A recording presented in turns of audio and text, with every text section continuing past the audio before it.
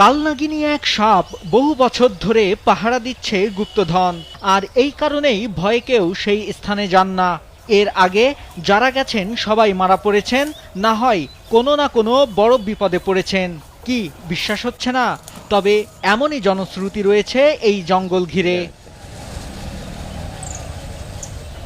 জঙ্গলটিতে দিনের বেলায় কেউ যেতে পারেন না, দিনের আলো ঠিকভাবে প্রবেশ করে না সেখানে।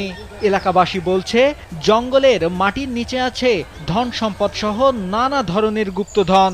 সেই গুপ্তধন রক্ষায় পাহারা দিচ্ছে বিষধর সাপ। মানুষের মুখে শুনি যে ওই সাপে বলে ওই গুপ্তধনটা আনতে দেয় না, তাহলে যখন ওখানে আসুন তখন দেয় সাপ পোকামাকড় বার হয়ে ওই পদ্মা মাও দেয়, তাকে ধ্বংস করবে। তখন আর ভয়তে ফকিররা চলে আসে। স্যান্ডেলিনা সো, রূপচর্চায় আভিজাত্য। আমরা জানি যে ছোট থেকে জানি এখানে এটা খারাপ দেখা, এখানে হলে কেউ আসে না। আজ ছিল আমাদের একটি ফকির ছিল আত্মার, এখানে সাধন করে মারা গেছে। জঙ্গলের পাশেই আছে কৃষি জমি, সেখানে কাজ করতে গেলে কৃষকরা প্রায় দেখেন নানা জাতের সাপ। তারা জানান, সাপের কোনো ক্ষতি না করলে সাপও মানুষের কোনো ক্ষতি করে না। তবে কেউ গুপ্তধন নিতে গেলে বিষাক্ত সাপের ছোবলে প্রাণ হারান, যার কারণে মানুষ এখনো ওই এলাকায় যেতে ভয় পায়। এটা হচ্ছে পদ্মার আসন স্থান, এখানে নাকি পদ্মা থাকতো এবং এখান থেকে সব জায়গায় পরিচালনা করতো। আর এখানে সাপ সবসময় সাপ ওখানে থাকতো। এখনও অনেকের চোখে বড় বড় সাপ পড়ে। আমার মনে হয় ওগুলো হয়তো দেবতাটা হিন্দুদের ওই জিনটি নিয়ে এটা এগুলি হবে। আমরা জানি তো এটা আমরা আসি না সহজে এখানে আমরা আসিনি।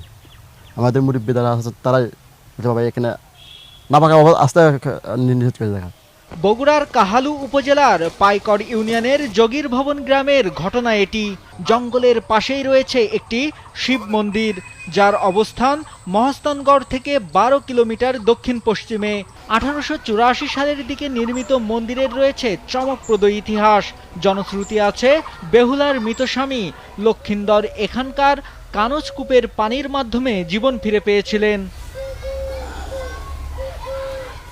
এখানে একটি আশ্রম, 4টি মন্দির, কানজকূপ ও অগ্নিকুণ্ড ঘর রয়েছে।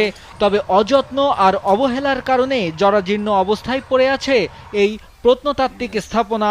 গ্রামটি শিব সন্ন্যাসী সম্প্রদায়ের নাথ গোষ্ঠীর বসতি স্থল হিসেবে সুপরিচিত। স্থানটি প্রায় 80 একর এলাকা জুড়ে বিস্তৃত। দুর্ভাগ্যজনক যে মন্দিরের দেবদেবীদের প্রতিমাগুলো এখন হারিয়ে গেছে। নাইমুল হাসিব, কালবেলা।